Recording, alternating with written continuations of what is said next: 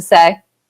Okay. And this is the annual meeting of Berkshire Hathaway. It doesn't look like an annual meeting. It doesn't feel exactly like an annual meeting. And it particularly doesn't feel like an annual meeting because my partner of 60 years, Charlie Munger, is not sitting up here. And I think most of the people that come to our meeting really come to listen to Charlie. But I want to assure you, Charlie at 96 is in fine shape. His mind is as good as ever. His voice is as strong as ever. But it just didn't seem like a good idea to have him make the trip to Omaha for this meeting. Charlie is really taking to this new life. He's added Zoom to his repertoire, so he has meetings every day with various people, and he's just skipped right by me technologically, but that really isn't such a huge achievement. It's more like, kind of like stepping over a peanut or something. But nevertheless, I want you to assure you, Charlie is in fine shape, and he'll be back next year, and we'll try to have everything in the show that we normally have next year. Ajit Jain also, who is the vice chairman in charge of insurance, is safely in New York, and again, it just did not seem worthwhile for him to travel to Omaha for this meeting. But on my left, we do have Greg Abel, and Greg is the vice chairman in charge of all operations except insurance. So Greg manages a business that has more than $150 billion in revenues and crosses across dozens of industries and has more than 300,000 employees. And he's been at that job a couple of years, and frankly, I don't know what I'd be doing today if I didn't have Ajit and Greg handling the duties that I was doing only about a quarter as well a couple of years ago. So I owe a lot of thanks to Greg, and you'll get exposed to him more as this meeting goes along. The meeting will be divided into four parts. In a moment or two, I will talk, give sort of a monologue with slides. I've never really used slides before. I've taught college classes intermittently, but pretty steadily from age 21 to age 88, and I never recall using a single slide. But who says you can't teach an old dog new tricks? So we'll see whether you can or not. And I've got a number of slides, and I would like you to take you through those in the first section, which will start in just a minute. And then we'll move on to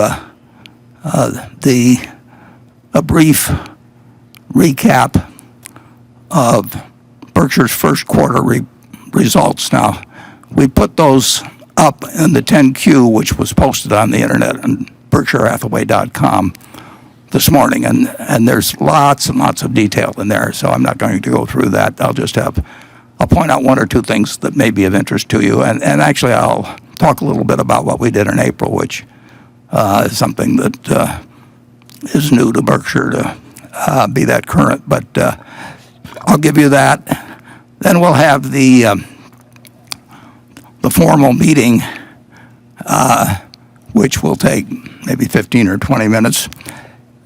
And from there, we'll go to Becky Quick, who for a couple of hours will grill me and Greg on questions she's selected from a huge batch that I'm told she's received. They went to Carol Loomis and Andrew Ross Sorkin, as well as to Becky, but to simplify things, we've consolidated all those questions that Becky will ask, and like I say, we'll go for a couple of hours, and there's no specified cutoff time at present. We'll just see how things develop. Now, what's of course on everybody's mind the last 2 months or so is,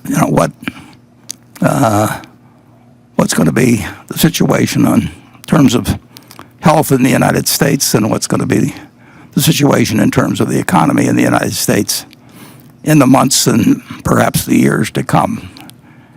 And I don't really have anything to add to your knowledge on health. In school, I did okay in accounting, but I was a disaster in biology. And I'm learning about these various matters the same way you are. And I think, personally, I feel extraordinarily good about being able to listen to Dr. Fauci, who I never heard of a year ago. But I think we're very, very fortunate as a country to have somebody at 79 years of age who appears to be able to work 24 hours a day and keep a good humor about him and communicate in a very, very straightforward matter about fairly complex subjects, and tell you when he knows something and when he doesn't know something. So I'm not going to talk about any political figures at all, or politics generally this afternoon, but I do feel that I owe a huge debt of gratitude to Dr. Fauci for educating and informing me, actually along with my friend Bill Gates too, as to what's going on. And I know I get it from a straight shooter when I get it from either one of those. So thank you, Dr. Fauci. But when this hit us, and as I sit here in this auditorium with 17 or 18,000 empty seats, the last time I was here, it was absolutely packed. Creighton was playing Villanova, and there were 17 or 18,000, whatever it holds. It was full. And there wasn't one person in that crowd, this was in January, there wasn't one person in that crowd that didn't think that March Madness wasn't going to occur. I mean, it's been a flip of the switch in a huge way in terms of national behavior, the national psyche. It's dramatic. And when we started on this journey, which we didn't ask for, it seemed to me there was an extraordinary wide variety of possibilities on both the health side and on the economic side. I mean, it was, there was DEFCON 5 on one side and DEFCON 1 on the other side, and nobody really knows, of course, all the possibilities that there are, and they don't know what probability factor to stick on them. But in this particular situation, it did seem to me that there was an extraordinary range of things that could happen on the health side, and an extraordinary range in terms of the economy. And of course, they intersect and affect each other, so they're bouncing off each other as you go along.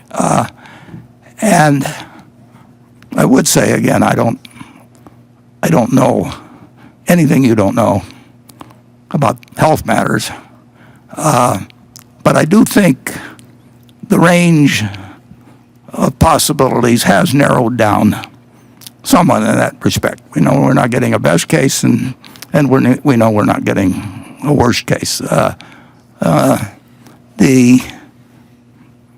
The possibility initially of the virus was hard to evaluate, and it's still hard to evaluate. There's a lot of things we've learned about it, and a lot of things we know we don't know, but at least we know what we don't know, and some very smart people are working on it, and we're learning as we go along.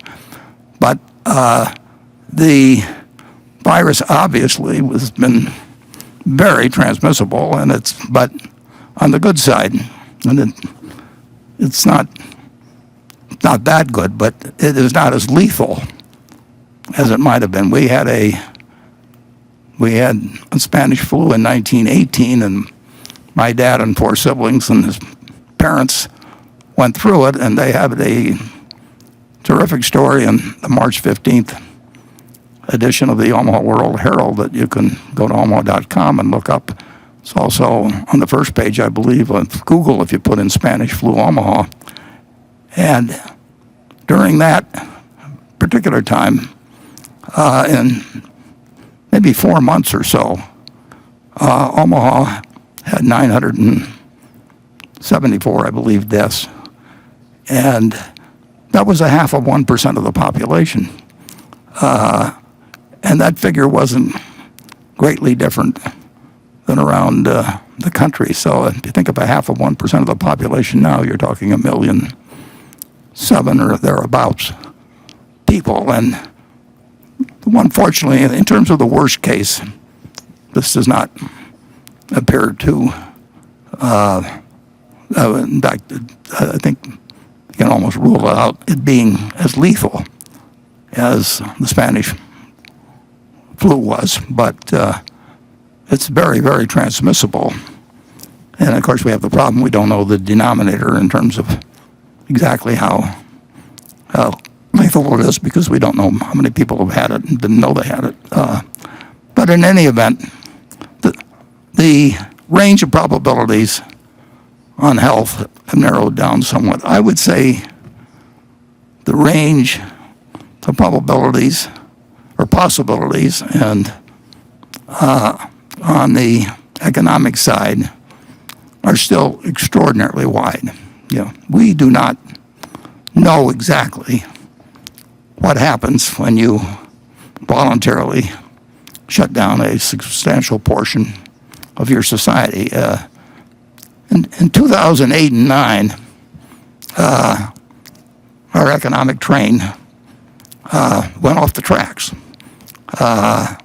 And there were some reasons why the roadbed was weak in terms of the banks and all of that sort of thing. But the train went. This time we just pulled the train off the tracks and put it on a siding. And I don't really know of any parallel in terms of a very, very, the most important country in the world, most productive, huge population, in effect, sidelining its economy and its workforce, and obviously and unavoidably creating a huge amount of anxiety and changing people's psyche and causing them to somewhat lose their bearings in many cases, understandably. This is quite an experiment, and we may know the answer to most of the questions reasonably soon, but we may not know the answers to some very important questions for many years. So it still has this enormous range of possibilities. But even facing that, I would like to talk to you about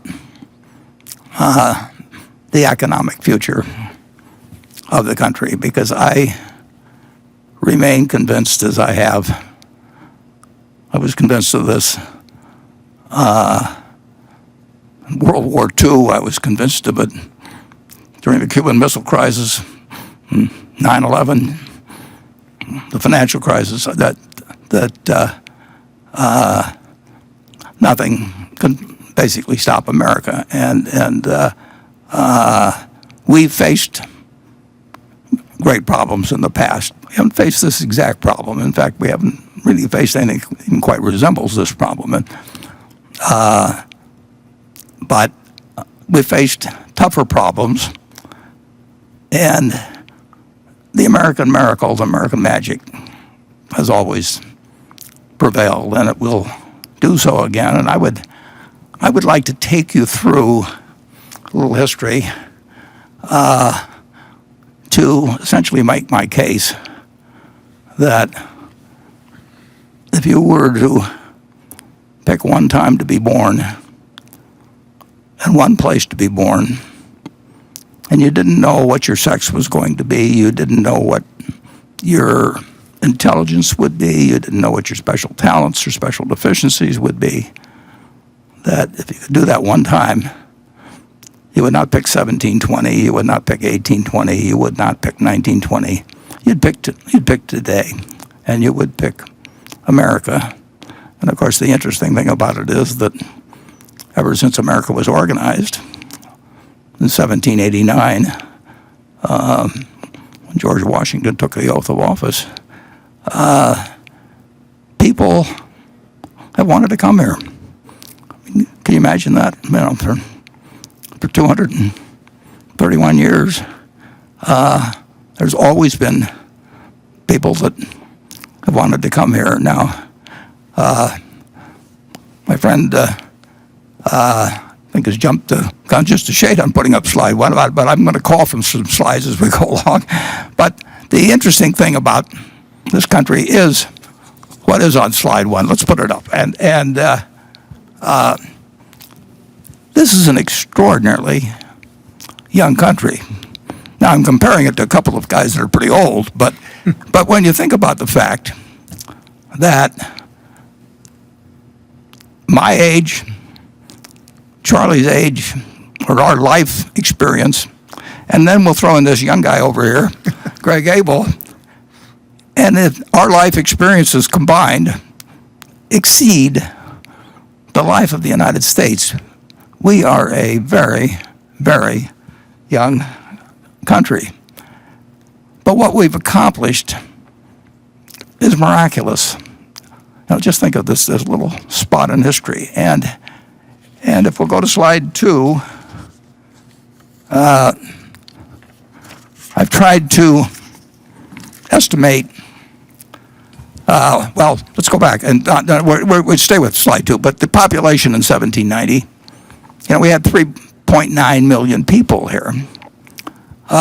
Incidentally, when you look up census figures, you find out that they had a big fire in the Department of Commerce building in 1921, so they lost a lot of the census records. So these are not quite as, there's some things where there's a few gaps, but there were 3.9 million people in the United States.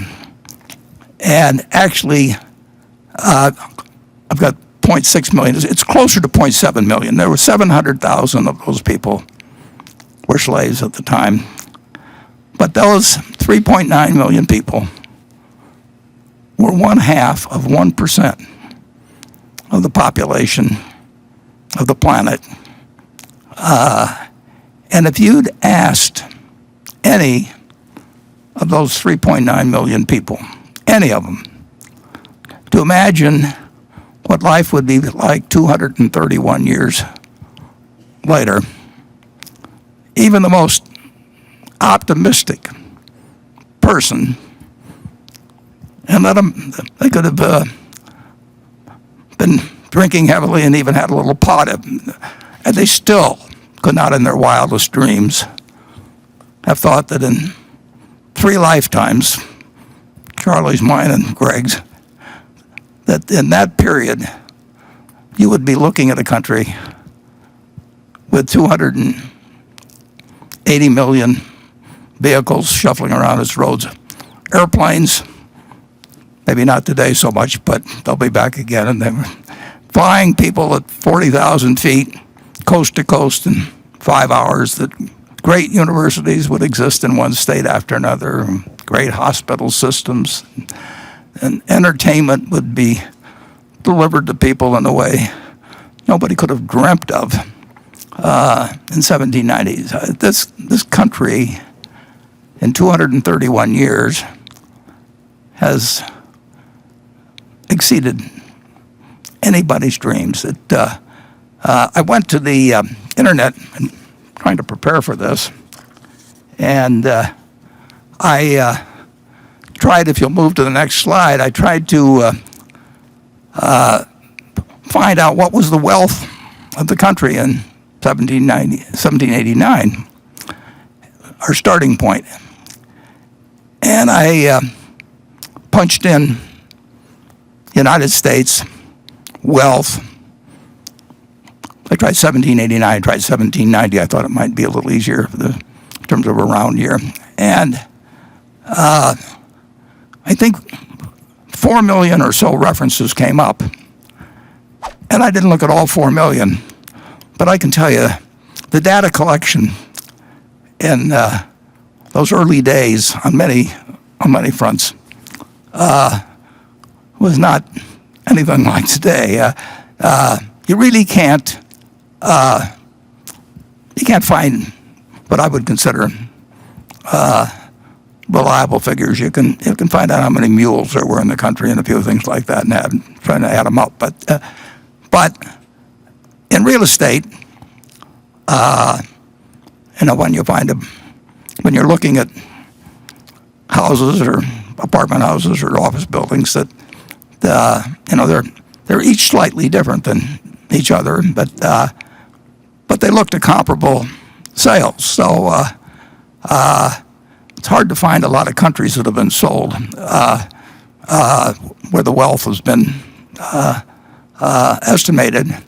But it was interesting to go back and think about the fact that in 1803, we purchased for $15 million.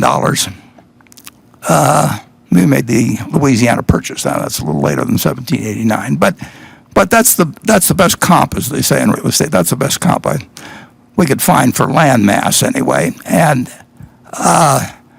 when we made that purchase, that was equal, incidentally, to about a quarter, about 800,000 plus square miles. But it was about a quarter of what the lower 48 states now contain. So we bought about a quarter of the lower 48 for this $15 million back in 1803. And if you live in Texas and your grandfather is close to dying, and he calls the children around him, and in his final words, he always says, "Don't sell the mineral rights." Well, the French sold us the mineral rights on that $15 million deal as well. So we got that whole strip there. We got all of Kansas and essentially all of Oklahoma, and they produced 21 billion barrels of oil for us and a lot of natural gas since the purchase. One of the sidelights is that we paid our $15 million for the Louisiana Purchase. We paid $3 million of it, 20% of it. We paid with 200,000 ounces of gold valued at $15 an ounce, and that $3 million that the French took. And we got South Dakota as part of the Louisiana Purchase, and the home state mine up there, before it closed, produced well over 40 million ounces of gold, and 40 million ounces of gold, and comes to about $60 billion worth. And like I say, 200,000 ounces took care of 20% of our purchase price. So the Louisiana Purchase was a bargain, but it's what the going price was for 800,000 square miles, I guess, at the time, and 3 cents an acre. And so I decided, by playing around with various numbers such as that it, as a reasonable estimate of the worth of the country in 1789, $1 billion was not a crazy figure. Now, if I'd been an academician or something, I would have put $1,107,400,000 or something like that, or I would have made it look respectable. But it's a wild guess. But it's not a crazy figure. So what has happened? Let's move on to the next slide. To the wealth of the country since then. And here we have some figures that come out pretty regularly. Well, they do come out regularly, where the Federal Reserve estimates the net household worth people in the United States, all the households in the United States. And you can look these up, and you'll see that there's 30 trillion of stocks, and I think maybe single-family homes. There's 82 million or so owner-occupied single families, and maybe 45 million rental apartments, and so on. So you start adding all these up, and the Federal Reserve tells us, and I invite you to look at the data. It's kind of interesting that we now in the United States, 231 years later, we have 100 trillion. We have more than 100 trillion of household wealth, even though the stock market's gone down somewhat since the last quarterly report. So you say, well, we've had a lot of inflation and everything. We actually, in the United States, for the first half of our existence, roughly, we didn't really have that much inflation. We had inflationary periods and deflationary periods, but the general price level did not change that dramatically. But I will assume again for this calculation that there's been 20-for-1 inflation. It's way less than that in many commodities, but it's very hard to measure and talk about equivalent benefits from different kinds of products and so on, and costs. But I think it's reasonable to say that the United States, in real terms, has increased in wealth. That's something in the area of 5,000 for one, which is really, it's mind-blowing. 5,000 for one in real terms in a country that had 0.5% and a bunch of raw land.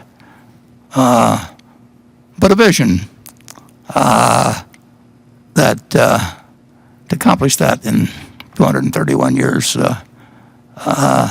there's just no denying that's beyond what anybody could have dreamt earlier. But it was not done, and this is important, because we've now hit a bump in the road. It was not done without some very, very serious bumps in the road. It was not 231 years of steady progress. As a matter of fact,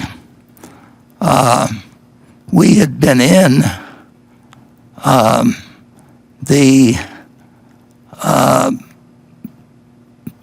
in this birth of this country, we'd been, into it 72 years, and if we go to the next slide, 1861, we now had about 31 million people. With the 1960 census showed around 31 million people or thereabouts in the country, and 4 million of them were slaves, and we had never really resolved the very much unfinished business of what was involved in compromises in 1789, and we'll have more to say about that later. But we had something that not too many countries experience, and if you told people in 1789 that in 72 years you were going to have a division that caused the President of the United States at Gettysburg to say that testing whether that nation or any nation so conceived and dedicated can long endure. Imagine the President of the United States wondering aloud whether the country that he was presiding over could long endure. Only 72 years, or 74 years at Gettysburg, had taken place. So while this marvelous dream was being played out, roughly a third of the way through it, we faced this really moment of decision, and we entered into a contest that If we'll go to the next slide, I made an estimate that literally killed roughly 6% of the males in the country who were between 18 and 60. I'm assuming that there were more than 600,000 deaths in the war, and I think it's a reasonable estimate that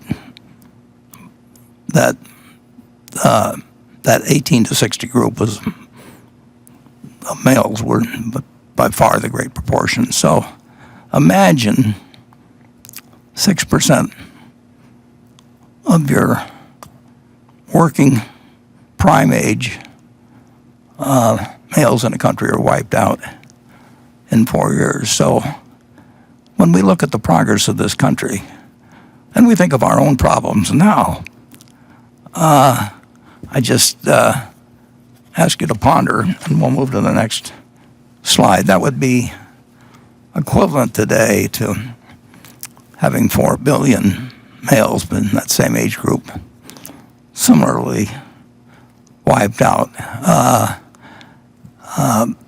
So that was one incredible interruption which this country nevertheless worked through while compiling this American dream that is one of the wonders of the world, perhaps the wonder of the world in many senses. So let's move on to another crisis of a different sort that hit the country. And this, of course, is the 1929 crash, which led to the Great Depression. And here, the Dow Jones average, which we'll use through this, at that time, that's the one everybody paid attention to. Actually, the second most important average at that time, if you look at the papers, was the New York Times average, which has disappeared. And of course, the Standard & Poor's has probably regarded as a superior yardstick. But the Dow Jones is a perfectly adequate yardstick. And on September 3rd, 1929, the Dow Jones average closed at 381.17, and people were very happy, and buying stocks on margin had worked wonderfully. And the Roaring '20s had a good feeling to it with the auto coming of age and the day of air travel coming along and all kinds of new appliances and the telephone getting wider use, believe it or not. It hadn't really caught on that much prior thereto, but the movies were coming on. It was a happy place. And then, of course, if we'll move to the next slide, we'll look at what happened in the couple of months after September 3rd. And the Dow Jones average almost got cut in half. And that was pretty impressive until we had this recent situation where in a shorter period of time, we lost about a third. But the crash, and there's a great book about it called The Great Crash by John Kenneth Galbraith. Let me interject one little plug here. There's a small business in Omaha, and I hate what truncating this meeting or changing it so dramatically has done to many of the businesses in Omaha, because I think small businesses were the beneficiaries of a really, they got a lot of business with the Berkshire meeting, and they're going to get it in the future, but they suffered during a period like this, and they just had a story about the bookworm. Well, the bookworm, if you buy any books that come out of anything I recommend, think about just put in bookworm in Omaha, and The Great Crash is a wonderful book, and John Kenneth Galbraith describes it. But I would like to get into a bit of a personal note, which will have some relevance, not too much, but some relevance to the story of the Great Depression, because in 1929, my dad, who was 26 years of age then, was employed as a securities salesman by a local small bank. And he sold stocks and bonds, but he sold stocks. And when stocks fall 48%, and you were selling them to people a few months ago, you really don't feel like going out and facing those same people. So I think my dad probably elected to do, as they say now, shelter in place, which means stay at home. And there really wasn't that much in our house. We just had a small yard. It was wintertime anyway. My dad wouldn't have been puttering on the yard anyway, and there really wasn't, television wasn't there, and he and my mother got along very well. So under those conditions, if you'll turn to the next slide, I was born about 9 months later. So, but at that time, I was actually born on August 30th, but the stock market was closed that day, and so I'm using the previous day's figures. But it wasn't, I didn't notice at the time that the market was closed, but the stock market had actually recovered over 20% during that 9.5 month period or thereabouts. People did not think in the fall of 1930, they did not think they were in a Great Depression. They thought it was a recession very much like had occurred at least a dozen times, although not always when stock markets were important. But we'd had many recessions in the United States over the time, and this did not look like it was something dramatically out of the ordinary. And for a while, actually for about 10 days after my birth, that view held on, and the stock market actually managed to go up all of 1 or 2% there in those 10 days. But that's the last day. Well, from that point, if you'll turn to the next slide, the stock market went from a level of 240 to 241, which was a noticeable decline because if somebody had given me $1,000 on the day I was born and I'd bought stocks with it and bought the Dow average, my $1,000 would have become $170 in less than 2 years. And that is something that none of us ever experienced. That we may have had it with one stock occasionally, but in terms of having a broad range of America marked down 83% in 2 years, and marked down 89% of the peak that was in September 3rd, 1929, was extraordinary. And in that intervening period, less than 1 year after I was born, just slightly less than 1 year, my dad went to the bank where he worked and had his account, and of course, the bank had a sign on it closed, and so he had no job. And he had 2 kids at that point, and his father had a grocery store, but Charlie and I both worked for my grandfather. Charlie worked there in 1940. I worked there in 1941, so we didn't know each other. But my grandfather said to my father that, don't worry about your groceries, Howard. He says, I'll just let your bill run. That was my grandfather. Was not exactly. He cared about his family, but he wasn't going to go crazy. One of the things as I look back on that period is, and I don't think economists generally like to give it that much of a point of importance, but if we'd had the FDIC 10 years earlier, the FDIC started on January 1st, 1934. It was part of the sweeping legislation that took place when Roosevelt came in. But if we'd had the FDIC, we would have had a much, much different experience, I believe, in the Great Depression. People blame it on Smoot Hawley, and there's all kinds of things, and the margin requirements in '29, and all of those things entered into creating a recession. But if you have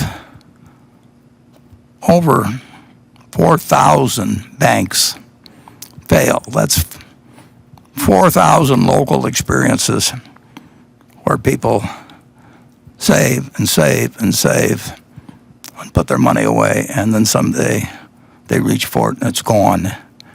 And that happens, in all 48 states, and it happens to your neighbors and it happens to your relatives.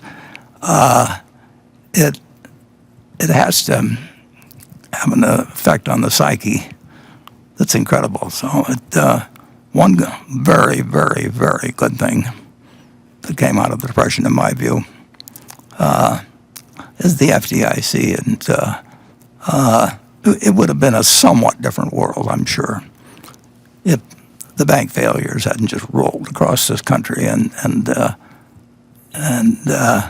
with people that thought that they were savers found out that they had nothing when they went there, and there was a sign that said closed. Incidentally, the FDIC, I think very few people know this, but or at least they don't appreciate it. But the FDIC has not cost the American taxpayer a dime. I mean, its expenses have been paid, its losses have been paid, all through assessments on banks. It's been a mutual insurance company of the banks, backed by the federal government and associated with the federal government. But now it holds $100 billion, and that consists of premiums that were paid in and investment income on the premiums, less the expenses and paying of all the losses. And think of the incredible amount of peace of mind that's given to people that were not similarly situated in when the Great Depression hit. So the Great Depression went on, and it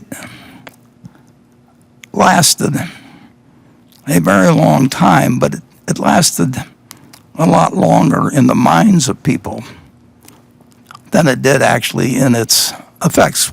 World War II came along, and on sort of an involuntary manner, we adopted Keynesianism. We started running fiscal deficits, of course, that were absolutely huge, and took our debt up to a percentage of GDP, which we've never reached, had never reached before, and never have reached since. So we had an enormous economic recovery, but the minds of people had been so scarred, the memories. Parents told their children. 1929 became a symbol in people's minds. I mean, if you said 1929, it was like saying 1776 or 1492. I mean, everybody knew exactly what you were talking about, and it affected stock prices in a rather remarkable way, to the point, if you'll change to the next slide,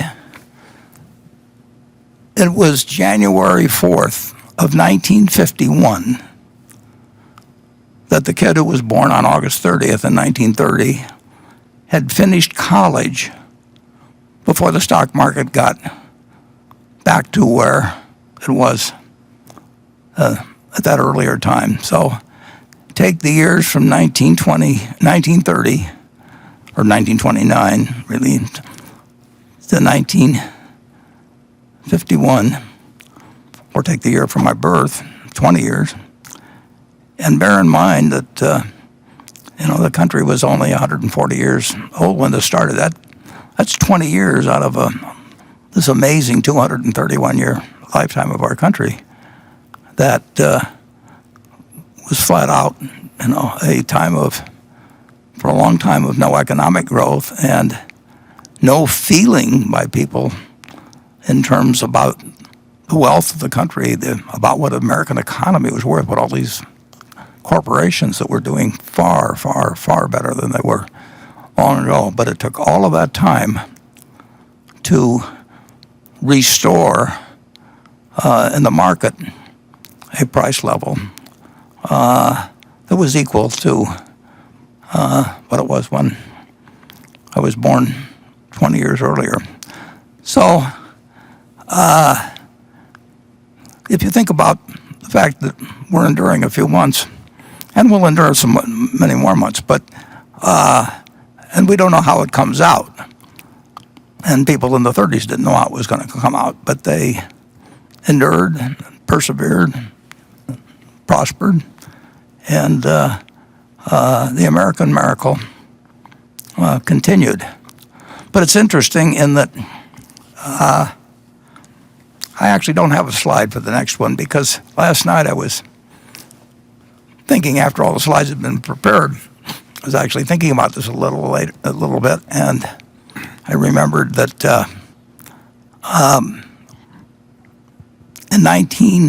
at the start of 1954, the stock market the Dow was only at about 280. And I remember 1954 because it was the best year I ever had in the stock market. And the Dow went from essentially 280 or thereabouts at the start of the year to a little over 400 at the end of the year. And when it went to 400, as soon as when it crossed 381, that famous figure from 1929, when it went to 400, this will be hard for some of you to believe, but everybody wondered, is this 1929 all over again? And that seems a little far-fetched because it was a different country in 1954. But that was the common question, and it actually achieved. It achieved such a level of worry about whether we were about to jump off another cliff, just because the 381 of 1929 had been exceeded, that they held Senator Fulbright, Bill Fulbright of Arkansas, who became very famous later in terms of the Foreign Relations Committee, but he headed the Senate Banking Committee, and he called for a special investigation, and he called it the stock market study. But it really, if you read through it, he really was questioning whether we had built another house of cards again. And on his committee, it's interesting to see the Senate Finance Committee. One of the members was Prescott Bush, the father of George H.W. Bush, grandfather of George W. Bush, and had some illustrious names. And his committee, in March of 1955, with the Dow at 405, assembled 20 of the best minds in the United States to testify as to whether we were going crazy again, because the market was at 400, the Dow was at 400, and we'd gotten in this incredible trouble before. But that was the mindset of the country. It's incredible. We didn't really believe America was what it was. And my boss, the reason I'm familiar with this 1,000-page book that I have here, I found it last night in the library, was that I was working in New York for one of the 20 people that was called down to testify before Senator Fulbright. And he testified right before Bill Martin, who was running the Federal Reserve, testified, and right after General Wood, who was running shares. testifies hers was very, very important then. And Bill Martin, of course, is the fellow that the longest running chairman in the history of the Fed, and he's the one that gave the famous quote about the function of the Fed was to take away the punch bowls just when the party started to get really warmed up. But Ben Graham, my boss, sent me over to the public library in New York and to gather some information for him. Something you could do in 5 minutes with a computer now, and I dug out something, and he went to testify. And on page 545 of this book, I knew where to look. I didn't have to go through it all, but he had the quote which I remember. And I remember because Ben Graham was one of the three smartest people I've met in my life, and he was the dean of people in securities business. He wrote the classic security analysis book in 1934. He wrote the book that changed my life, The Intelligent Investor, in 1949. He was unbelievably smart. And when he testified with the Dow at 404, he had one line in there right toward the start in his written testimony, and he said, the stock market is high. It looks high. It is high, but it's not as high as it looks. But he said it is high. And since that time, if we'll turn to the next slide, of course, we felt the American tailwind at full force, and the Dow, well, let's see, when the Dow went down Friday, but when we made the slide, it was about 24,000. So you're looking at a market today that has produced $100 for every dollar. All you did was had to believe in America and just buy a cross-section of America. You didn't have to read the Wall Street Journal. You didn't have to look up the price of your stock. You didn't have to pay a lot of money in fees to anybody. You just had to believe that the American miracle was intact. But you'd had this testing period between 1929 and really, certainly 1954 is indicated by what happened when it got back up to 380. You had this testing period, and people really, they'd lost faith to some degree. They just didn't see the potential of what America could do. And we found that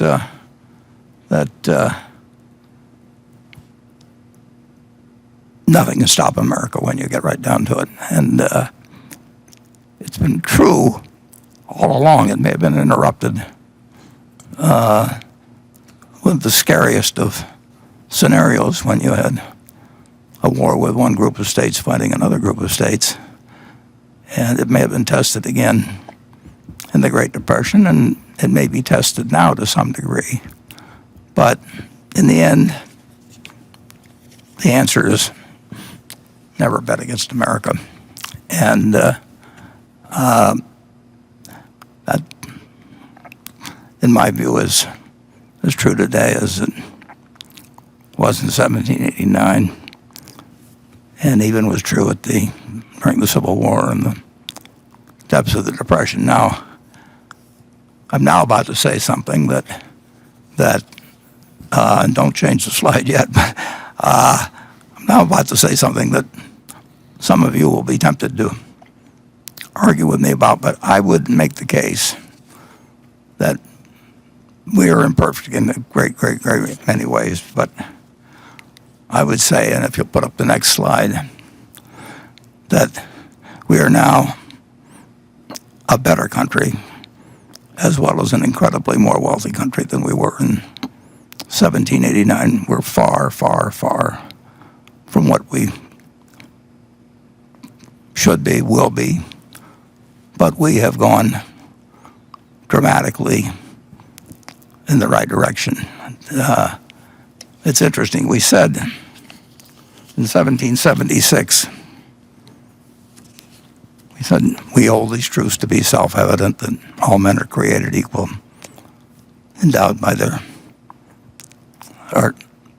creative with certain unalienable rights. Among these are life, liberty, and pursuit of happiness. And yet, 14 years later, a year after we really officially began the country in 1789, adopted a constitution, we found that more than 15% of the people in the country were slaves. And we wrestled with that. But when you say the word self-evident, that sort of sounds like you're saying any damn fool can recognize that. And you certainly say, you can argue maybe a little bit about life and the pursuit of happiness, but I don't see how in the world anybody can reconcile liberty with the idea that 15% of the population was enslaved. And it took us a long time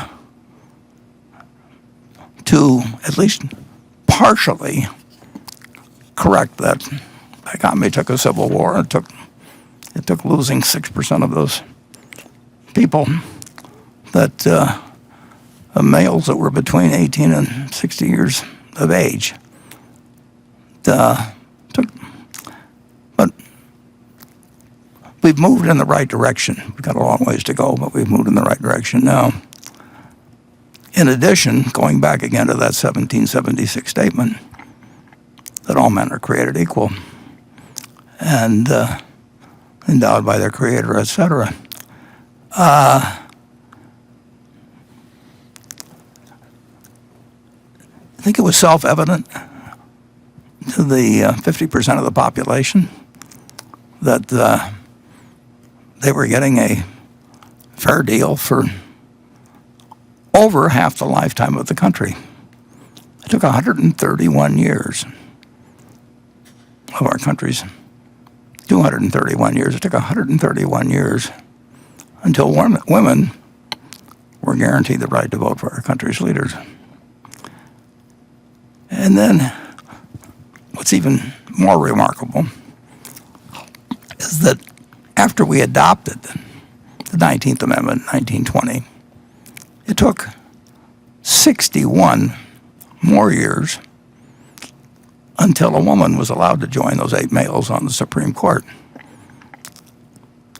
I grew up thinking that the Supreme Court, must have been said it had to be 9 men, but it 61 years, so it took 192 years before Sandra Day O'Connor was appointed to the court. And now you can say that there was a pipeline problem. Half the population may have been women in 1920, but they weren't half the lawyers, or they weren't 10% of the lawyers probably. So you can understand some delay, but 61 years is a long time to go and to pick 33 males in between. If that was entirely by chance, then the odds against that, if you were flipping coins, is about 8 billion to 1. Now, like I said, there was a pipeline problem. But it took us a long, long time. And it's not done yet.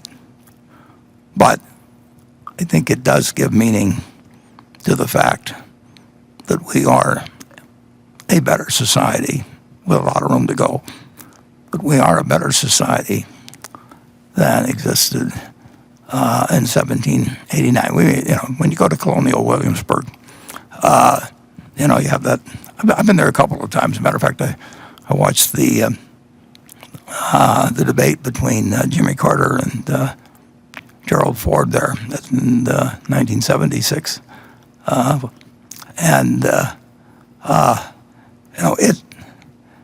it was not a great time to be black. It was not a great time to be a woman, and both of those categories still have certainly got potential for significant improvement in terms of fulfilling that pledge made in 1776 about how we believe that it's self-evident that all men we're created equal. But we have made progress. We are a better society, and we will, as the years go by. If you'll move to the next slide. And I believe that. And I think, let's see if I can get these slides in the proper order here.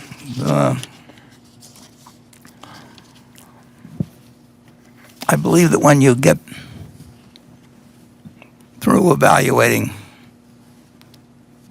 all of the qualitative facts, what we have done toward meeting the aspirations of what we wrote in 1776. What we wrote in 1776 wasn't a fact, but it was an aspirational document, and we have worked toward those aspirations, and we have a long way to go. But I'll repeat, if you'll move to the next slide, that never, never bet against America. Now, let's move on now to a much broader subject, what I don't know. And I don't know, and perhaps with a bias, I don't believe anybody knows what the market is going to do tomorrow, next week, next month, next year. I know America is going to move forward over time, but I don't know for sure. And we learned this on September 10th, 2001, and we learned it a few months ago in terms of the virus. Anything can happen in terms of markets. And if you can bet on America, but you have to be careful about how you bet, because simply because markets can do anything. On October, whatever it was, in 1987, October 11th, I believe, Monday, markets went down 22% in one day. In 1914, they closed the stock market for about 4 months. After 9/11, closed the market for 4 days. We hustled to get it going again. But nobody knows what's going to happen tomorrow. So when you bet, I tell you to bet on America, and I tell you that that's what's really gotten me through ever since I bought my first stock when I was 11. I mean, I caught a huge tailwind in America, but it wasn't going to blow in my direction every single day, and you don't know what's going to happen tomorrow. And I would like to, in the context of the present news, point out something you may find kind of interesting. If you go to YouTube,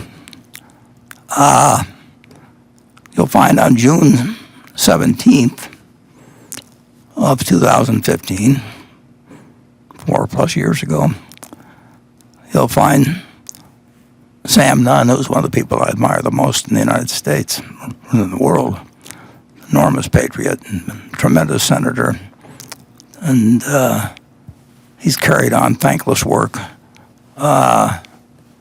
since leaving the Senate, and I'd say heading something called the Nuclear Threat Initiative, which most of you haven't heard of, but I've been slightly involved in it. Sam Nunn founded that.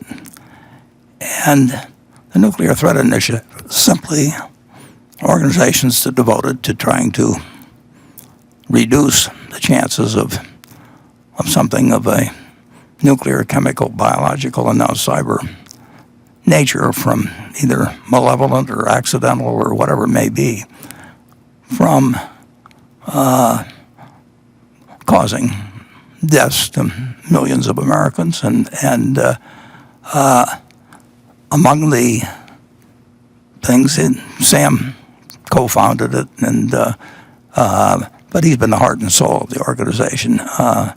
subsequently, and they talked about, worried about pandemics along with the nuclear threat for decades.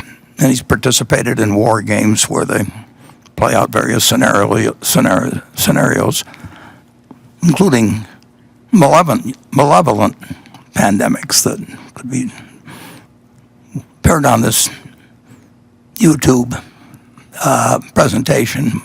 And I'm sure he's been on many others. I just happened to look this one up, and talked about the dangers of a pandemic. And anybody should listen to Sam Nunn anytime he talks. So